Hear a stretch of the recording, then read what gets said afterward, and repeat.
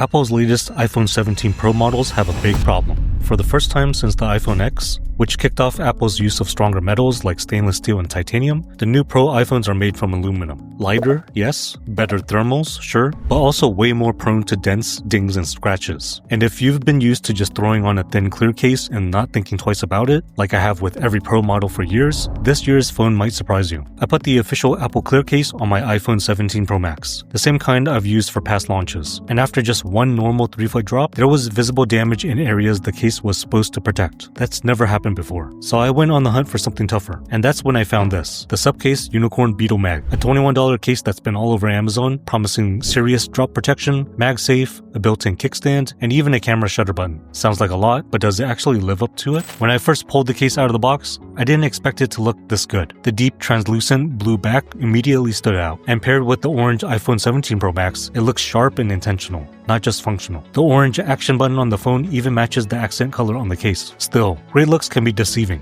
especially with budget cases. Many times they look premium until you hold them, but this one actually felt solid. The rubber edges grip well in the hand, the clear back feels reinforced, and the metal frame around the camera bump gives it a sturdy structure without adding too much weight. Switching to a more protective case usually means dealing with added bulk or slipperiness, which can make daily use a chore. But surprisingly, this case stays comfortable in the hands. The textured sides add just enough grip to keep the phone from shifting or sliding, and the rounded edges help it sit nicely in your palm during one-handed use. Even while walking around, scrolling, or adjusting mid-step, the phone always feels secure. It's not a featherweight case, but the balance between protection and comfort is actually better than I expected at this price point. One feature I didn't expect to love as much as I do is the built-in kickstand. On most budget cases, it's either flimsy or missing altogether. This one folds out smoothly from the back, and it's made from actual zinc alloy metal. It's sturdy enough for watching YouTube, taking FaceTime calls, or using your phone hands-free while cooking. Portrait mode is available too, though it's slightly less stable than landscape. Still, for a case that costs less than lunch, the fact that this kickstand even exists and works well is a win.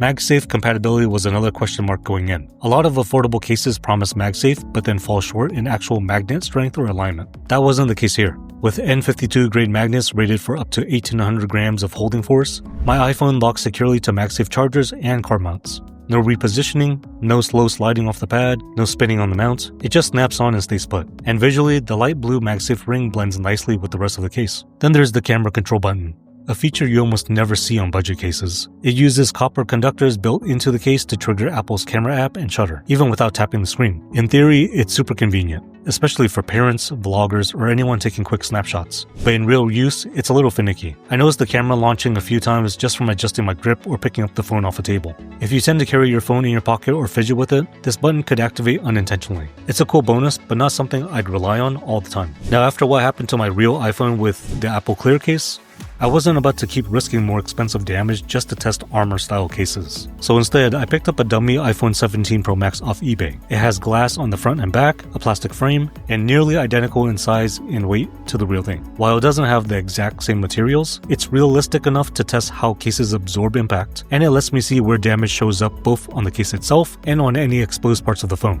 With the SUPCASE, I did 6 or 7 drops from about 2 to 4 feet, typical couch, desk, and pocket height scenarios. After the first 3 drops, I noticed parts of the phone's edge starting to crack and break off, especially around one corner. During one of the later drops, even though the phone didn't land on the camera bump, the tempered glass over one of the camera lenses actually popped off, which really caught me off guard. After seeing that second bit of damage to the corner, I decided to stop the test early, mainly because this is the only dummy unit I have, and I still need it for other case reviews and drop comparisons. That said, there was no visible damage to the actual camera housing or the screen. And aside from that one corner, the case itself still looked flawless. The back panel, sides, and kickstand all stayed intact, so while it's clearly not invincible, this test showed the SUPCASE can take a beating and still protect the most important parts of your phone, especially for something priced just over $20. As good as it's been, there are a few things you should know. If you use a separate camera lens protector, it likely won't fit. The camera cutout here is tight, and the metal frame sits high. A few reviews mentioned quality control issues like visible glue around the MagSafe ring, or minor sharp edges near the camera, though my unit didn't have those problems. The front lip of the case is raised enough to help prevent screen damage during a flat drop,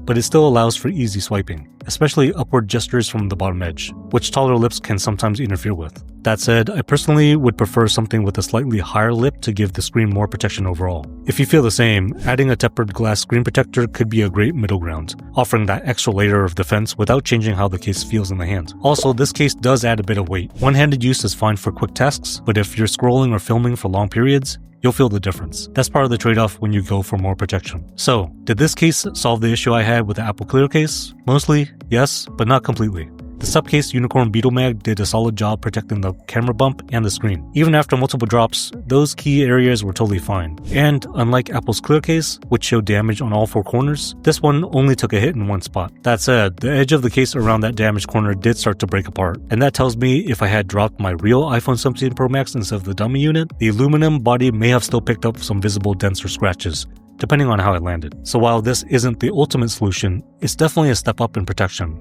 especially at just $21.99. And it's probably enough for people who want something affordable, functional, and better than the bare minimum.